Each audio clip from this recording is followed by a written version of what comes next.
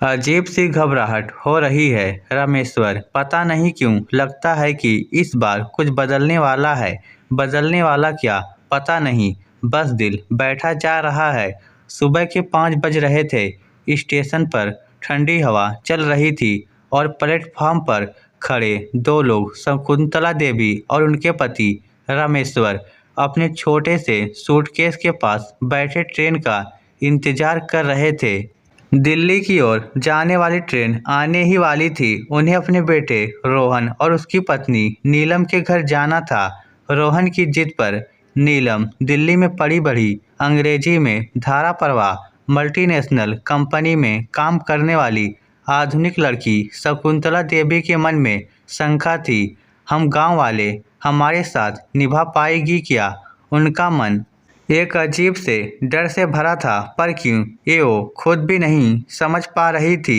Train चल पड़ी और कहानी भी। ट्रेन जैसे जैसे आगे बढ़ती, शकुंतला देवी का मन पीछे छूटे घर के बरामदे में उलझ जाता। थोड़ी ही देर बाद रोहन का फोन आया। माँ पहुँचते ही मुझे कॉल कर देना। नीलम भी बहुत खुश है कि आप लोग आ रहे हो, पर पता नहीं क्यों खुश है। सुनकर भी शकुंतला देवी के अंदर असहजता मिट नहीं रही थी। दिल्ली का घर जहां सन्नाटा चुपचाप रोता था। शकुंतला देवी और रामेश्वर जैसे ही घर पहुंचे, नीलम ने मुस्कुराते हुए दरवाज़ा खोला।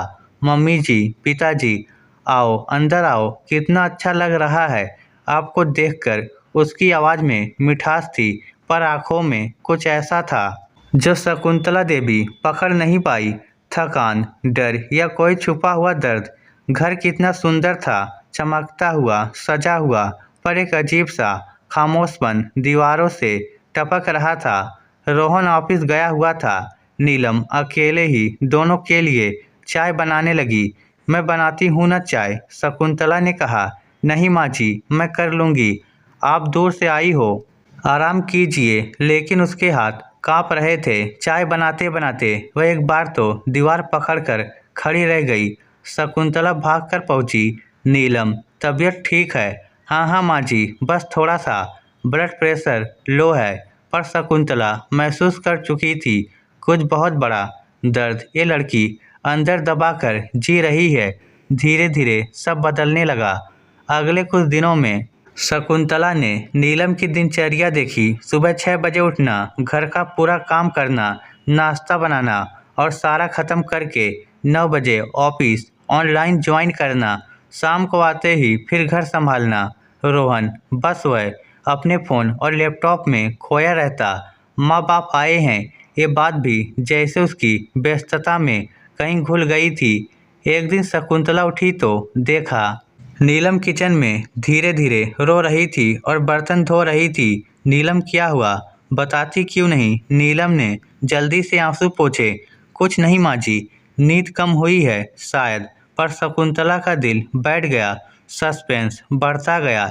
एक शाम नीलम ऑफिस से लौटी और सीधे अपने कमरे में चली गई। अंदर से सिर्फ एक दबा हुआ सिसकना सुनाई दे रहा था। शकुंतला उसके दरवाजे तक गई। दरवाज़ा खोलो बेटा। नीलम ने दरवाज़ा खोला। चेहरा लाल, आंखें सूजी हुई। माँ जी, मुझे कुछ समय चाहिए, मैं बिल्कुल ठीक हूँ। पर शकुंतला ने महसूस किया लड़की टूट रही है। रामेश्वर भी अब चिंतित रहने लगे। दोनों को लग रहा था जिस डर को वो स्टेशन पर महसूस कर रहे थे, वह डर यहाँ आकर ले रहा है। सच सामने आया, दिल दहला देने वाला सच। एक रात शकुंतला पानी लेने उठी तो देखा नीलम ड्राइंग रूम में अकेली सोफे पर झुकी बैठी है। हाथ में डॉक्टर की रिपोर्टें थी। शकुंतला धीरे से उसके पास गई। ये क्या है नीलम? नीलम ने एक पल को चौंक कर उन्हें देखा, फिर जैसे खुद को रोक ना पाई। माँ जी, मैं माँ नहीं बन सकती। वह शकुंतला की गोद में सिर रखकर फूट फूट कर रोने लगी। रिपोर्टें उनके हाथों में गिर गई। डॉक्टर ने कहा है कि मेरे चांस बहुत कम है। रोहन को बताया तो वो दूर दूर रहने लगा है। कहता है मैं ऐसी शादी क्यों ढूंढूं जिसमें आगे कुछ हो ही ना। वो अलग कमरा लेने की सोच रहा है। मैं टूट गई हूँ माँ जी। शकुंतला के पैरों तले जमीन खिसक गई। नीलम, जो बाहर से इतनी मजबूत दिखती है, अंदर से कितनी बुरी तरह बिखरी हुई थी। और रोहन, उसे परवाह तक नहीं। माँ का दर्द जिसे किसी ने नहीं देखा। शकुंतला देवी ने नीलम को सीने से लगा लिया। बेटा, मैं हूं ना, तू अकेली नहीं है। लेकिन उस रात शकुंतला खुद भी सो ना सकी। आंखें बस भीगती रही। क्या यही आधुनिकता है? कामयाबी की चमक में इंसानियत खो देना। मोड़ जहां कहानी रोहन की ओर मुड़ती है। अगले दिन रोहन ऑफिस से आया। शकुंतला ने उसे कमरे में बुलाया। तुम्हारी पत्नी टूट रही है और तुम्हें फर्क नहीं पड़ता। रोहन ने मोबाइल रखते हुए कहा, माँ, मैं क्या करूँ? मुझे भी तो परिवार चाहिए। नीलम में प्रॉब्लम है। मैं क्या करूँ? तुम उसके साथ खड़े रहो। वो तुम्हारी पत्नी है। रोहन उखड़ गया। माँ, आजकल लोग ऐसे ही फैसले लेते हैं। हर चीज़ ढोई नहीं जाती। ये सुनते ही शकुंतला का दिल फट गया।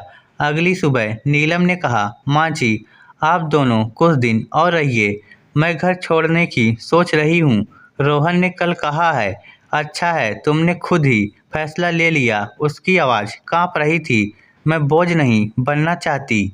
शकुंतला ने उसका हाथ पकड़ा। बस अब एक कदम भी पीछे नहीं हटेगी तू। शाम को शकुंतला ने रोहन को आमने सामने बैठाया। रोहन, जब तू छोटा था, तू बीमार पड़ता था तो मैं रात भर सोती नहीं थी। तेरी ये माँ जो तुझे इतना प्यार करती है, क्या वह तुझे आज सिखाएगी कि मुसीबत में इंसान को छोड़ देना चाहिए? रोहन चुप रहा। जब तू छोटा था और कमज़ोर पैदा हुआ था, डॉक्टर ने कहा था कि तेरे बचने की उम्मीद कम है। क्या मैं तुझे छोड़ आई थी? क्या मैंने कहा था कि ऐसी औलाद क्यों ढूंढूं? रोहन की आंखें भर आई। तो इंसान बन बेटा। औलाद इंसान होने से बनती है, केवल नसों से नहीं। रोहन रो पड़ा। वह नीलम के कमरे में गया। पहली बार उसके सामने घुटनों पर बैठ गया। माफ कर दो नीलम, मैं डर गया था, पर अब मैं तुम्हें नहीं छोड़ूंगा। धीरे धीरे घर का माहौल बदलने लगा। रोहन नीलम का हर तरह से साथ देने लगा। नीलम की मुस्कुराहट वापस आई। एक दिन डॉक्टर ने बताया, प्रकृति ने अपना चमत्कार किया है। नीलम माँ बनने वाली थी। रोहन और नीलम की आंखों में आंसू थे।